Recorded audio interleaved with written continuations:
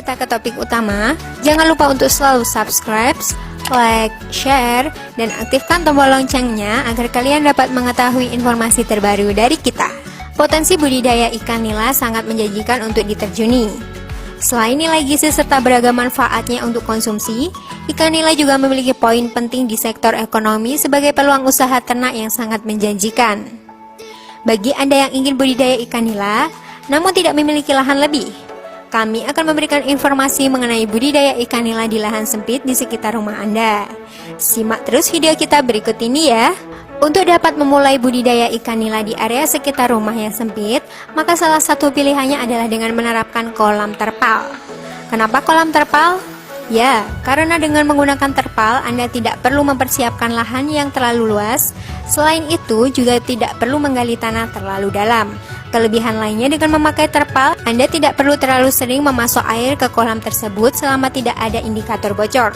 Jadi, secara garis besar, menerapkan kolam terpal akan lebih hemat modal yang harus Anda keluarkan. 1. Mempersiapkan kolam terpal.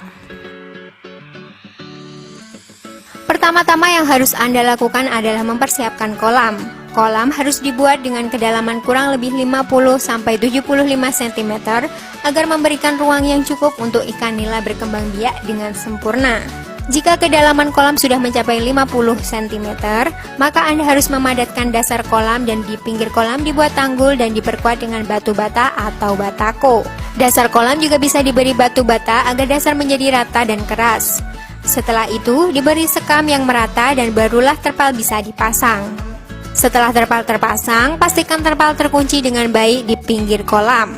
Untuk memastikan agar ujung-ujung terpal terkunci, beri batako atau batu bata di atas pinggiran terpal agar terpal tidak mudah berubah kedudukannya, bentuk yang bisa menyebabkan kebocoran air. Setelah semua terpasang dengan baik, isi kolam dengan air. Hal ini juga sekalian untuk memeriksa apakah ada yang bocor atau tidak setelah diisi air. Lalu kolam dikeringkan lagi untuk tahap persiapan berikutnya. 2. Penebaran bibit ikan nila serta perawatannya. Berikutnya adalah mempersiapkan bibit atau pembenihan sesuai dengan kapasitas kolam yang telah dibuat. Benih ikan nila bisa dibeli dari toko benih ikan atau dari dinas perikanan.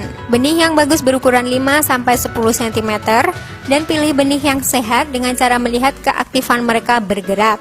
Setelah kolam dikeringkan kembali, jangan lupa untuk memeriksa sistem pengisian air serta sistem pembuangan air dan diperkuat pinggiran kolam. Taburkan lapisan dasar kolam dengan kapur sebanyak 25 gram sampai 1 kg per meter persegi dan juga diberikan pupuk kandang dengan ukuran setengah kilogram per meter persegi, barulah kolam kembali diisi dengan air. Biarkan atau endapkan air tergenang selama 5-7 hari sampai tumbuh plankton sebelum bibit ikan nila disebar. Sesuai petunjuk, cara ternak ikan nila adalah sebaiknya menentukan bibit yang dipilih tampak sehat dan aktif serta tidak terserang virus maupun bakteri. Setelah memasuki 5-7 hari, air kolam yang diendapkan, maka anakan nila sudah bisa disebar dengan kapasitas 5-10 ekor per meter persegi. Agar bibit ikan nila dapat tumbuh dengan cepat dan sehat, maka dibutuhkan suplai pakan yang baik. Pakan nila yang baik biasanya adalah pelet ikan dengan komposisi protein 20% sampai 30%, lemak 70% dan karbohidrat 70% serta daun-daunan.